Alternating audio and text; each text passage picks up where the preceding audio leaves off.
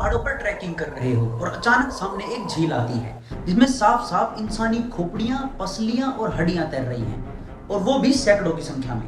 ये कोई horror film नहीं बल्कि भारत की एक हकीकत है, रूपकुंड झील का रहस्य।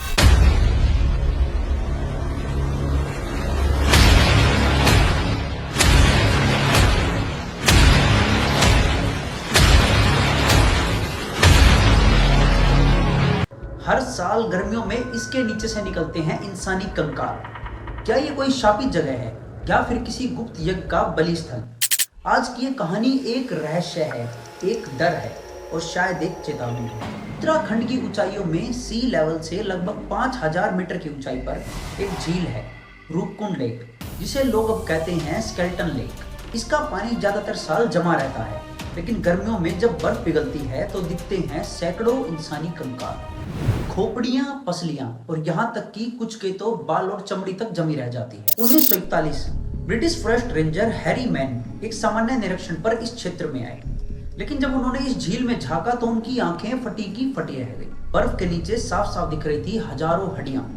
पहली थ्योरी सामने आई, ये शायद जापानी सैनिक थे जो कि वर्ल्ड वार 2 के दौरान यहाँ पे आके मर गए। भारत सरकार ने फौरन जांच बैठाई। डर ये था कि कहीं ये किसी दुश्मन की गतिविधि ना हो, लेकिन जैसे जैसे जांच आगे बढ़ी, सच सामने आया कि ये हड्डियां बहुत ज्यादा पुरानी हैं, कई 100 साल पुरानी। 2004 में इंडियन और यूरोपियन वैज्ञानिकों की एक ज्वाइंट टीम ने रूपकुंड पर विस्तृत अध्ययन किया।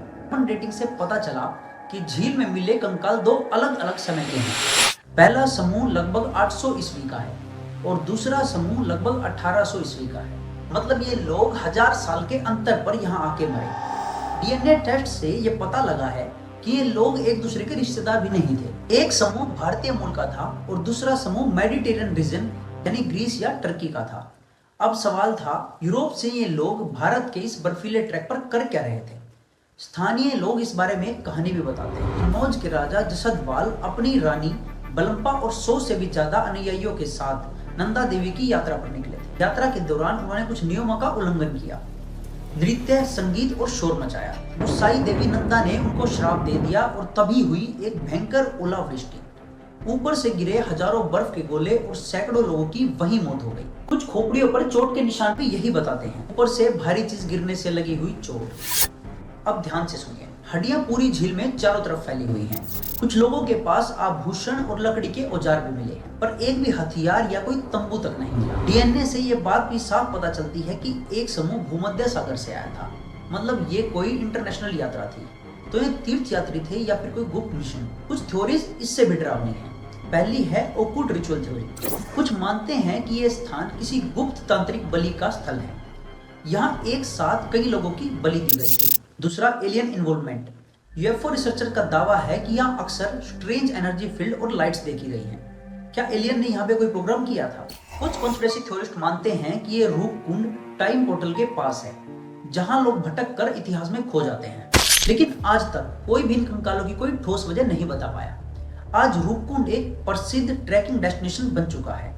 यहाँ पर हर साल हजारों ट्रैकर आते हैं और हड्डियों से भरे हुए इस झील के किनारे चुपचाप खड़े होते हैं।